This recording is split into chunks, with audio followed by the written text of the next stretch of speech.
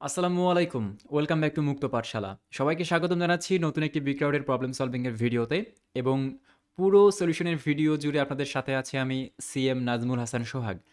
So আজকে আমরা big যেহেতু ২৭৫৩ নম্বর প্রবলেমটি সলভ করব। এটার টাইটেলটা প্রথমে বলে নেই। এটার টাইটেল হচ্ছে আউটপুট 7। এখন আউটপুট 7 বলে আমরা অনেকেই যেটা করি সেটা হচ্ছে নরমালি এই আউটপুটটাকে নিয়ে আসি প্রিন্টএফ এর মাধ্যমে। যাতে অনেকটা সময় লাগে বাট আউটপুট চলে আসে এবং আমাদের প্রবলেমটা অনেক ক্ষেত্রে অ্যাকসেপ্টেডও হয়ে যায়। মানে সলিউশনটা। ওকে?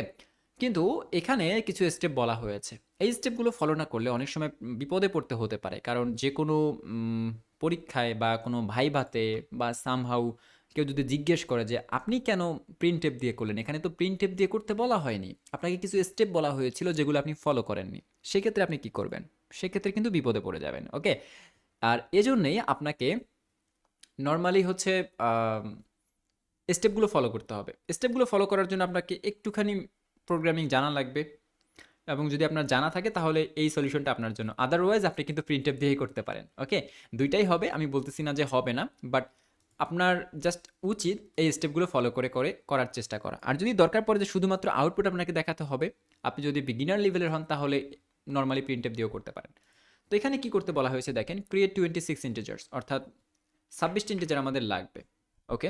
সো এটা আমরা হচ্ছে সংখ্যা হিসেবে রাখতে পারি অথবা যদি চাই যে একটা ভেরিয়েবলের ভিতরে রাখবো সেটাও রাখতে পারি। আমরা রাখলাম না কোনো কিছুর ভিতরে। আমরা ২৬ সংখ্যা নিয়ে কাজ করব যখন লুপ ঘুরাবো। ওকে? এবং এখানে দেখেন assign the first variable the value ৯৭ অর্থাৎ ৯৭ যে মানটা আছে সেটা আমরা একটা ভ্যারিয়েবলের ভিতরে রেখে দিব। কি করি? আইএনটি var ৯৭ এটা দিয়ে আমরা ধরলাম ৯৭ মান দিয়ে দিলাম মনে করেন। এখন এটার নাম আপনারা এনও দিতে পারেন। আচ্ছা আমি এন দিয়ে দিচ্ছি। এন যেটা হচ্ছে ফার্স্ট ভ্যালু হচ্ছে ৯৭। আপনারা যদি খেয়াল করে দেখেন এখানে দেখবেন যে এই যে ৯৭ থেকে শুরু করছে যেটার প্রথম মান হচ্ছে ৯৭ এবং যেটা শেষ হয়েছে ১২২ পর্যন্ত।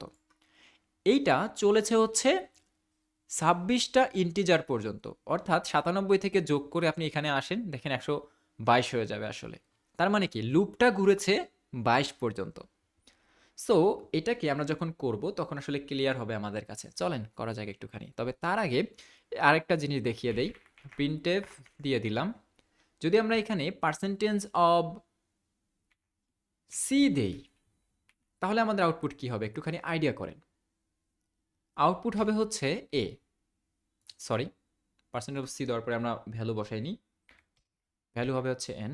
ওকে, দেখেন আউটপুট হবে এ। এর কারণ হচ্ছে কি, আস্কি ভ্যালুতে ৯৭ এর যে ক্যারেক্টারটা সেটা হচ্ছে এ কে প্রতিনিধিত্ব করে। সুতরাং ৯৭ এর মানটা আমরা যদি এক্ষেত্রে ফরম্যাট স্পেসিফায়ার সি ইউজ করি তাহলে এখানে এ চলে আসবে।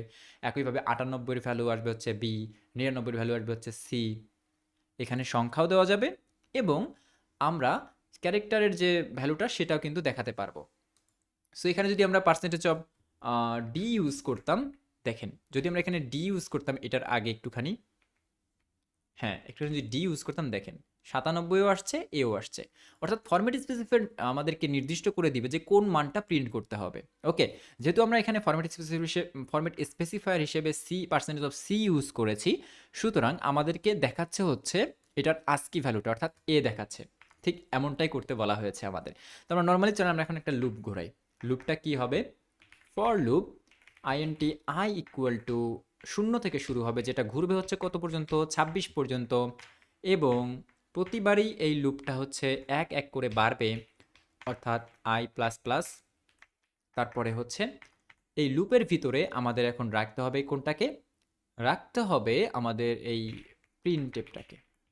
প্রিন্টএফ পার্সেন্টেজ অফ প্রথমে নাম্বার যেহেতু যেহেতু ৯৭ আছে প্রথমে পার্সেন্টেজ অফ ডি, একটা স্পেস তারপর একটা ই, তারপর আরেকটা স্পেস, সরি আরেকটা স্পেস এবং ওইটার যে আস্কি ভ্যালু সেটা। আচ্ছা ওকে, পার্সেন্টেজ অফ সি। এবং এখন আমরা এই মানগুলো বসিয়ে দিতে পারি। মান কি? মান হচ্ছে এন প্রথমে দিলাম, তারপরে কি এন প্লাস আই এর মান, তারপরে কি এন প্লাস আই। কেন হলো? কারণ হচ্ছে প্রতিবারে আমাদের আই কিন্তু প্রথমে ০ থেকে শুরু হবে, রাইট? এবং প্রতিবারে কি করবে? প্রতিবারে সে এই প্রিন্টএফটা মানে প্রিন্ট করবে।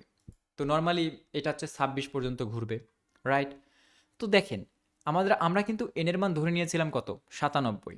যদি এই লুপটা 26 বার ঘুরে, প্রথমবার এসে কি প্রিন্ট করবে?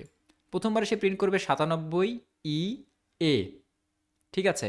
কারণ এখানে দেখেন n plus I, n plus I প্রথম ক্ষেত্রে কি হবে? 97 প্লাস 0 কত হয়? 97। তারপরে কি?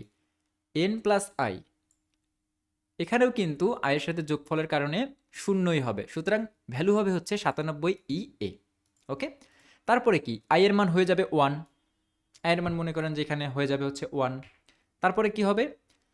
এন প্লাস আই, অর্থাৎ 97 যোগ 1 কত হয়? 98। তার মানে 98 মানটা এইভাবে যেখানে চেঞ্জ হবে। তারপরে কি? আজকি ভ্যালুর মানও যেহেতু 98 হয়ে যাবে, তখন এটা তখন বি হয়ে যাবে। এরপরে যখন 2 হবে তখন 99 হবে, 3 হলে 100 হবে। এইভাবে 26 বার পর্যন্ত যখন লুপটা ঘুরবে, ঠিক ততবারই এখানে কিন্তু সংখ্যা বাড়তেই থাকবে এবং আমাদের এই আজকি ভ্যালুর মানগুলোও বাড়তে থাকবে। অর্থাৎ এই লুপটা 26 পর্যন্ত ঘুরবে। সো যেহেতু 0 থেকে শুরু হয়েছিল, আমরা আবার আগের আগের অবস্থানেই পাঠিয়ে দিই। তো এটা হচ্ছে নরমালি কন্ডিশন এবং এটাকে আমরা যদি এখন রান করি তাহলে আমাদের কিন্তু হয়ে যাবে। এই যে দেখেন, হযবরলভাবে আসছে কারণ আমরা হচ্ছে কি ইনলাইন ইউজ করি নাই। ওকে, সো আমরা এখন এখানে একটা ইনলাইন ইউজ করে দিই এবং দেখেন এই যে এতগুলো লেখা জাস্ট একটা লুপ ঘোরানোর মাধ্যমে আমরা কিন্তু সলভ করে ফেলতে পারলাম। So that's all about today's video. এটাকে আমরা জাস্ট এখন কপি করব এবং আমাদের যে কোড আছে সেটাতে পেস্ট করে দিচ্ছি, দেখা যাক আমাদের কোডটা কাজ করে কিনা।